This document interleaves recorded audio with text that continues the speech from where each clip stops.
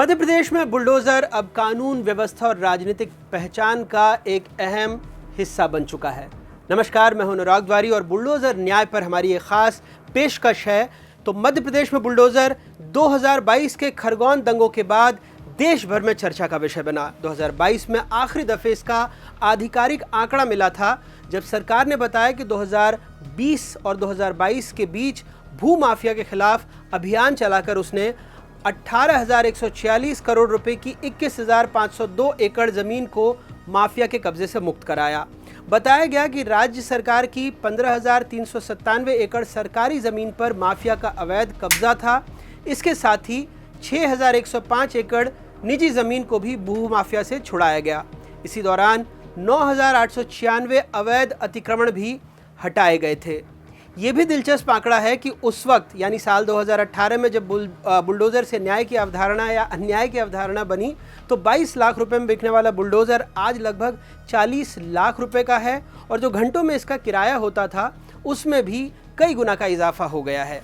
तो बुलडोज़र की कार्रवाई का जो इतिहास है मध्य प्रदेश में, वैसे तो 90 के दशक में ही शुरू हो गया था, जब पूर्व मुख्यमंत्री बाबूलाल गौर, जिन्हें बुलडोज़र पहला बुलडोज़र मैन कहा गया, और उन्होंने जब वो शहरी विकास मंत्री थे तब भोपाल की सड़कों पर और प्रदेश में भी कई जगहों पर सड़कों को चौड़ा करने के लिए, अवैध अतिक्रमण हटाने के लिए और शहरों को सुंदर बनाने के लिए बुलडोज़र एक्शन को कानून व्यवस्था का उन्होंने हिस्सा बना दिया।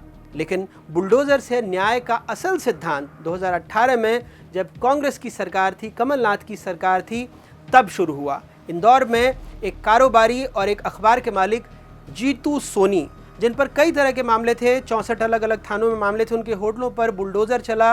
उन पर इंदौर शहर में, जैसे मैंने बताया, कि 64 अलग अलग मामले दर्ज थे। 3.5 साल बाद जीतू सोनी को जेल से रिहा किया गया और बीजेपी के ही पूर्व मंत्री रहे हैं संजय पाठक, उनके रिजॉर्ट की बाउंड्री वॉल को भी बुलडोज़र से तोड़ा गया। बुलडोज़र का वो शिकार बनी। 15 महीने के कार्यकाल में माफिया के खिलाफ भी कमलनाथ के बुलडोज़र ने खूब कहर बरपाया। उस वक्त उनके मीडिया सलाहकार रहे नरेंद्र सलूजा, जो कि अब बीजेपी में है। उन्होंने कहा था कि इस प्रदेश में अगर कोई वास्तविक बुलडोज़र मैन है तो वो कमलनाथ ही हैं, जिन्होंने अपने 15 महीने के कार्यकाल में ही दृढ़ इच्छा शक्ति का परिचय देते हुए निष्पक्ष ढंग से माफियाओं के खिलाफ अपना बुलडोज़र प्रदेश भर में चलाया। और तब उन्होंने शिवराज सिंह चौहान को कहा था कि उनकी नकल करके वो बुलडोज़र मैन बनने की कोशिश कर रहे हैं। इसके बाद शिवराज सिंह चौहान की सरकार आई और जो हुआ वो इतिहास में दर्ज हो गया। उन्हें बुलडोज़र मामा कहा जाने लगा। केंद्र में मंत्री बनने के बाद और चुनाव के वक्त भी कई जगह हमने देखा कि उनका स्वागत बुलडोज़र पर चढ़कर उन्हें माला पहनाई गई, उनके स्वागत के लिए बुलडोज़र खड़ा रहा और उन्हें बुलडोज़र मामा का प्रतीक बना दिया गया। और जो बुलडोज़र एक्शन रहा है उसके कई मामले मध्य प्रदेश में सामने आए हैं। लेकिन बीते अगर कुछ सालों की बात करें तो जो सबसे पहला मामला जहन में आता है वो है खरगोन दंगा। 2022 में रामनवमी जुलूस के दौरान पथराव और दंगों के बाद प्रशासन ने खरगोन के मस्जिद के पास सबसे पहले दुकानों को अवैध बताकर ढा दिया गया। ये भी कहा गया था कि पत्थर वहीं से चले। ये दावा किया गया कि दंगों की साजिश यहीं से रची गई। हालांकि जिनकी दुकानें तोड़ी गईं उनका दावा था कि उनका दंगों से कोई लेना देना नहीं है। कई मकानों को भी उस वक्त ढाया गया। कुछ घर तो ऐसे थे जो प्रधानमंत्री आवास योजना के तहत बने थे और जो उनके लाभार्थी थे उन्हें रो रो कर हमारे कैमरे के सामने कहा कि उनके साथ अन्याय हुआ।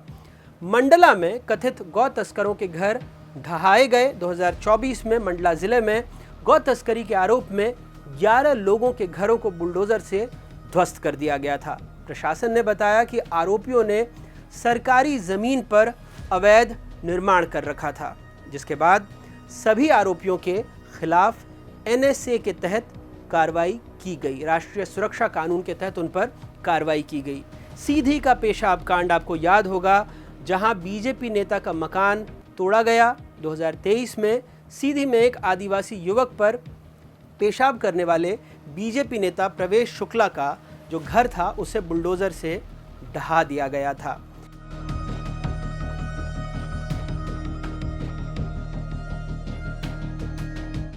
इसके साथ और भी कई अहम मामले हैं, जैसे महाकाल की सवारी पर उज्जैन में कथित तौर पर थूकने वाले आरोपियों के घर तोड़े गए। उज्जैन में 2023 में ही महाकाल की सवारी के दौरान आरोपियों पर एक मामला चला कि उन्होंने सवारी पर थूक दिया है, जिसके बाद प्रशासन ने 3 आरोपियों के घरों को बुलडोज़र से तोड़ दिया।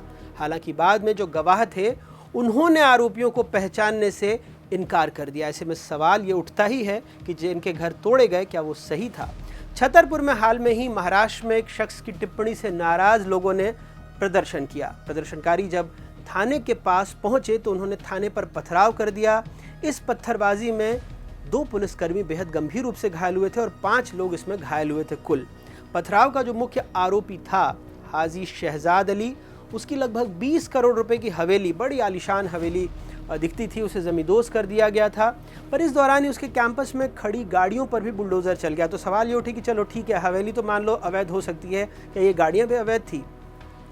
एक प्रमुख अखबार दैनिक भास्कर की रिपोर्ट बताती है कि डॉक्टर मोहन यादव के मुख्यमंत्री बनने के बाद से 54 बार मध्य प्रदेश में बुलडोज़र चला है, लेकिन इन 54 मामलों में से 23 बार कार्रवाई हिंदुओं पर तो 24 बार कार्रवाई मुस्लिम वर्ग के आरोपियों के खिलाफ हुई है। लेकिन पिछले 2.5 साल में अगर देखें तो मध्य प्रदेश में जो 259 मकान तोड़े गए हैं उनमें 160 मुसलमानों के और 99 हिंदुओं के हैं। यानी पिछले 2.5 साल में ये आंकड़ा मुसलमानों के खिलाफ ज़्यादा हुआ है। सुप्रीम कोर्ट ने देश भर में बुलडोज़र एक्शन पर रोक लगाते हुए सरकार से स्पष्टीकरण मांगा है। कोर्ट ने कहा है कि प्रशासन अवैध निर्माण पर समय रहते क्यों कार्रवाई नहीं करता, ये एक बड़ा और वाजिब सवाल है। और अपराध के बाद ही बुलडोज़र क्यों चलता है? प्रशासन का ये जो एक्शन है ये संवैधानिक सिद्धांतों और प्राकृतिक न्याय के खिलाफ माना जा रहा है। तो ये बहुत वाजिब सवाल हैं जो अलग अलग राज्यों में जो बुलडोज़र एक्शन हुआ है उसके संदर्भ में उठाए गए हैं।